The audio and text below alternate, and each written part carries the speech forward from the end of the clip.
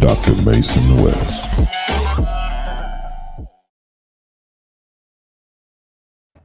Welcome in, Bears fans. I am Mason West, and I am very, very fortunate to be joined by Ian Wheeler of Howard University, running back, kick returner, does a little bit of everything. Ian, how are you doing today? I'm doing great. I just want to say, that was the coolest intro I've seen on one of these yet. The CGI, that was really cool. Hey, if you ever start your own podcast, I'll hook you up with the guy that made it for me. He's a wizard.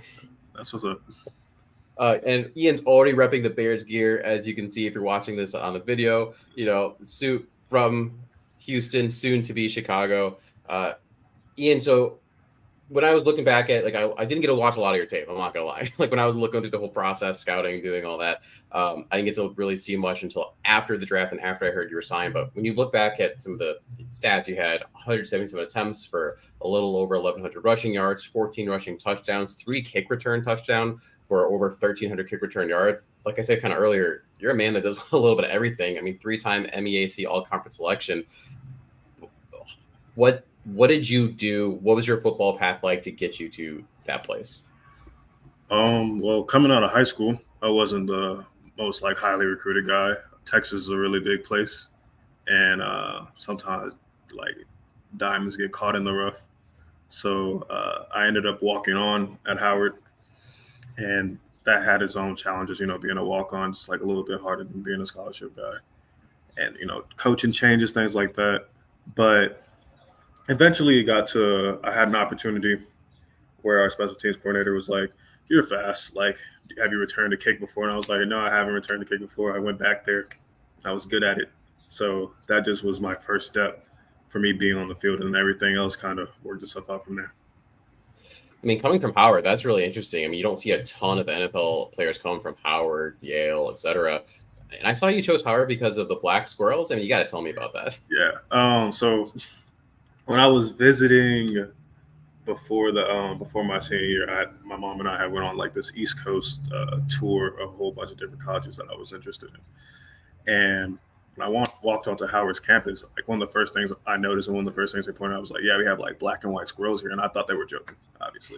And then I see a little black squirrel skirt across the path. I'm just like, this is one of the coolest places I've ever seen before. Obviously Howard's an HBCU, so I was like, man, even the squirrels are black. This is cool. This is different. But all jokes aside, outside of the squirrel thing, it's just it gave me an opportunity to learn from people that look like me, to be in a community where I was in the majority instead of being in the minority. And it was just an experience I don't think anyone can replace. So I'm lucky enough to be the president of the Illinois chapter of the National Association for Black Physical Therapists. I didn't go to an HBCU. I went to Trinity College out in Connecticut, kind of fancies itself a small Ivy League. And I had a great education, everything played out how it should. But, going back, I kind of think what would life have been like being at an HBCU? I mean, you touched on that a little bit. What did that mean to you to be able to get an education, play for, represent a place, like you said, that you're the majority? Definitely, I would say a lot of advantages. Obviously, every school, every institution has its disadvantages. But being able to represent a historic school like Howard, to be able to show the legacy that comes with that, to be an alum of it, an institution that has such a prestigious alumni base and things like that. A lot of positive experiences, and really the biggest thing for me was just the relationships that I developed over time, whether that's with professors or with other athletes or with students that didn't play any sports. Being in that environment, you get to see Black culture isn't necessarily a monolith, and see how many different types of people are present while still feeling very comfortable in your own skin. Yeah, and some people don't understand how important that is, right? To be able to feel hey, I can truly be me here, and not have to think about it. I know I saw a quote. You said, "I've always been interested in behavior and mental disorders. After studying psychology in college, you realized that medicine was the field for you. What piqued your interest in the field of psychology?" I think coming up, I read a lot. So just being able to a big part of it was being able to digest some of the stories that were coming out, whether that's like, obviously people talk about like serial killers or things like that, because that's like a hot topic. So like whether it's, what's his name? I forgot, the guy who like ate people, the dude out of the Midwest. Dahmer? Yeah, Dahmer. Whether it's Yeah. somebody like Dahmer or Ted Bundy or someone like that, being able to understand why certain actions came from certain behaviors, like being able to try to really understand the mind, because in my opinion, like mind's the most complicated machine on the face of the planet. Being able to, like, if you like see the development of a brain throughout like its lifetime, it's really astonishing and something that's really cool. So being able to see behavior and see like what see emotions and thoughts and see what behavior comes from that, I found that really interesting. I thought I could continue that with psychiatry or psychology in general. Yeah, I mean, that whole field is fascinating. I mean, half the time where I'm treating people, I feel like I'm as much of an armchair therapist as I am a physical therapist. People coming back from an ACL, I mean, it's astounding how many mental hurdles you have to come over for that. Sports psychology is a growing field. Men's mental health and awareness of that is a growing field. So it's very cool that you want to dive into that area. So now let's go into the football side of things. How did you first get introduced to football? Watching Saints games on the TV with my mom. So we're from New Orleans originally, and we moved not too long after Katrina, or because of Katrina. So just being able to like watch Saints games, hear my mom screaming about like, oh, so and so is supposed to do this, we'll do Reggie Bush, oh my gosh, all this and that and the third. Being able to do that, and then obviously football is really big here in Texas, so it wasn't very hard for me to like see someone else playing outside and just be like, oh, I want to do that too. I'm going to ask you something a little bit similar later, but I got to ask, is there someone that you grew up that you try to model your game after? Adrien Peterson. Oh, I love it. I mean, I like partially love it as a Bears fan and a Viking. I don't like absolutely lock in, but like, I mean, it's the mentality that he ran with it. Right. Awesome. Just running with a whole lot of attitude, being a very violent guy, and just kind of being like, I think a big thing with him is he was the hammer and never the nail. So that's so important in today's game. You participated in the 2024 HBCU NFL Combine. You ran a 4.57 40-yard dash. Several scouts described you as the smartest player on the field with in-depth knowledge of Howard's offense. How was that experience for you as a whole, and what does it mean to HBCU players to have a combine of that nature available to showcase talents? Being invited to that was just kind of reassuring.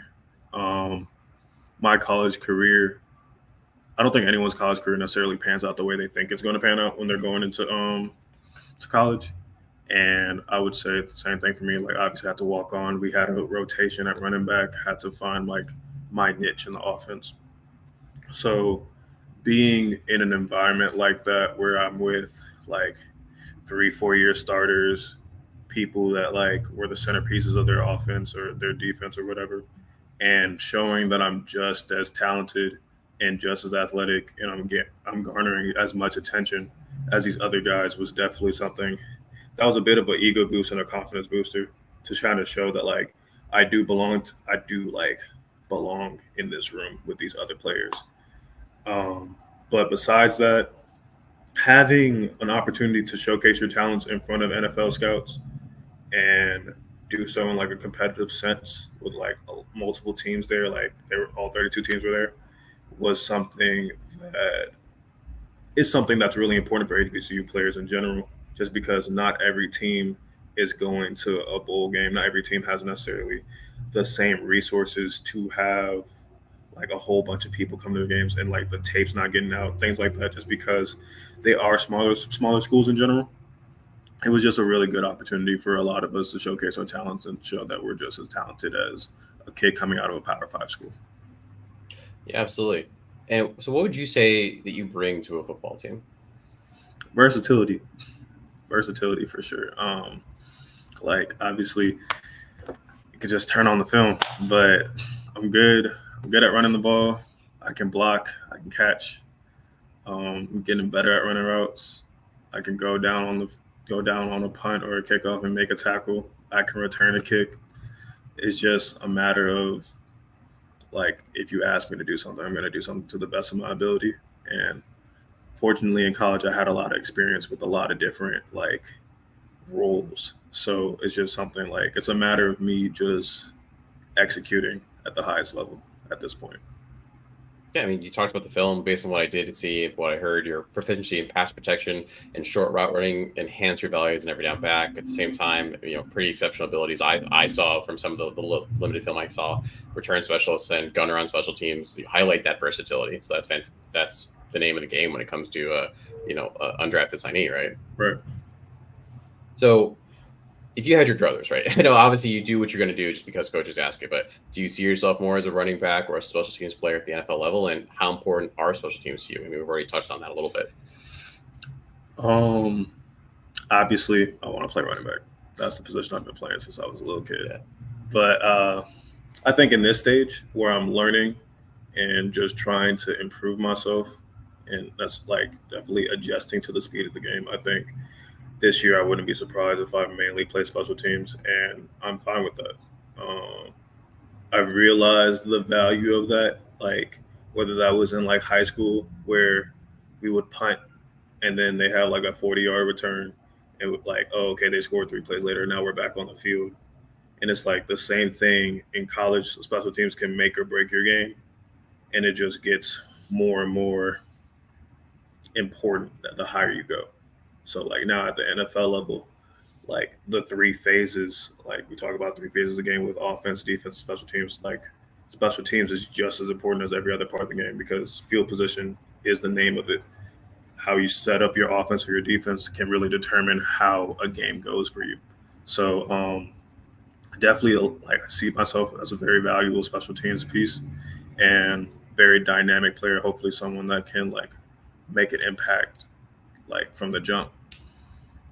I mean, the Bears clearly value special teams. They just drafted a punter, Torrey Taylor, in the 4th round. So, I mean, there's a niche there.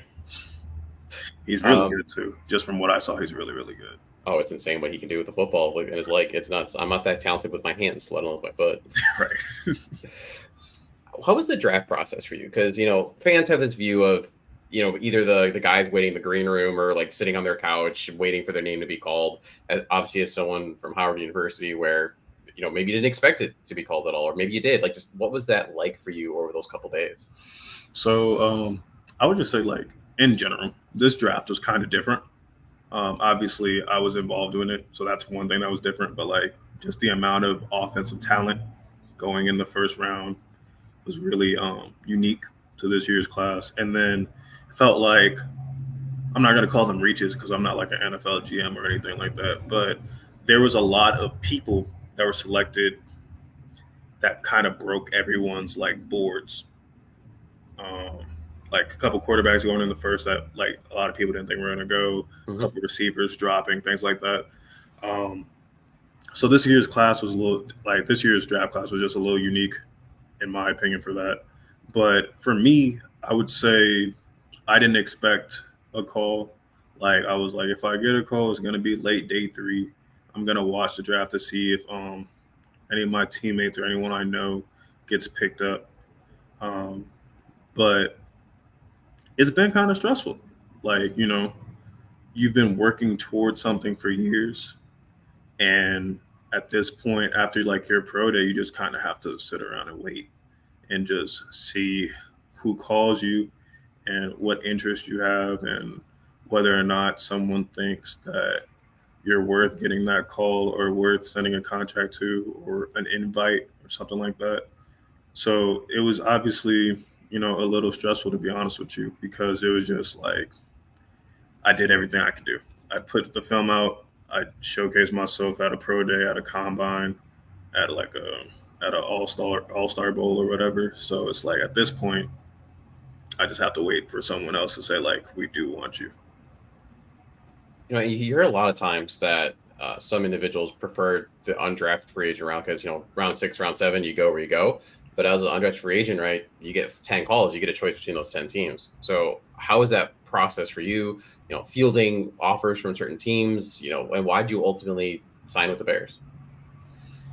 I would say, like, I'm comfortable with it. Like, I think that was kind of the reality that I was, like, facing from, like, in January. I wasn't expecting to be drafted or anything like that.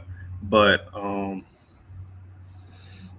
the reason why I decided to end up going with the Bears was because throughout this process, they've shown me a lot of attention and love, and they seem to have like a real plan for my development as an athlete and my ability to potentially impact my first season playing. So, and like as long as I do my end of it, I don't see why I won't be able to do that. So it just gives me another opportunity for me to become a better football player and someone that can help the team win immediately.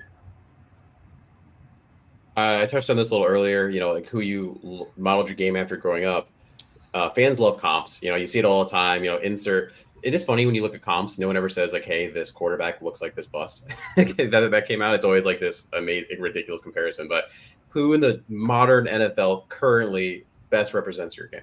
So when you sent me that question, I like turned to my friend and I was like, I don't know how to answer this question. And we talked about it for like 10 minutes just so we could I could have a good answer. I would say Breece Hall isn't a bad comp. Okay. Breece Hall isn't a bad comp. Just if we're going like highlight for highlight, there's a lot of I like the way he plays. He's a home run hitter too, and obviously a little bit bigger than I am, but home run hitter, very comfortable inside or outside the tackles, comfortable catching the ball out the backfield and things like that. And he breaks tackles well. Someone else that I really just like, and I would say I'm kind of similar to, Javonte Williams out of Denver. He has, I feel like we kind of forgot just because of the way Denver's been this past year or so. He breaks so many tackles. It's kind of ridiculous how many tackles he breaks. But I would say I'm a little bit closer to that, not necessarily in the sense of running people over, but kind of in the you keep your feet moving, no one's going to want to tap you type of thing. I love it. That's a great one. And I got a silly question for you to wrap up here. So, one of the big things that fans love when a player gets drafted, traded, whatever, what number are they going to wear? Is there a number that you want to be repping when you go out there? Any number is a good number, but obviously I'm kind of. There's something that's got more swag though. Yeah, I'm gonna say I'm kind of partial to anything in the 20s, some running back number. I'll wear 37. I wore 37 in college. It's kind of something that I may look good, so I'll wear it again. But hey, there's something special about a player that says, I'm going to make that number look good. I don't care. Exactly. As long as they give me a jersey, I'm good. Right. As long as it's got that NFL logo on it, it's not one that you bought over at Dick's Sporting Goods, you're good. Right, Ian, thanks for stopping in and have this conversation. I was a running back in high school. I did wrestling in college. I didn't get very far after that, but I always loved running backs. I love the kick return game. I think it's so fun. And so the fact that you're the combination of those two things, it's something I'm really excited to see how your career progresses. So thanks for stopping in. Thank you so much for having me. And Bears fans, keep in touch. We're going to have a couple more things, schedule release, 53-man roster guesses, yada, yada, yada, all that fun stuff. But until then, bear down.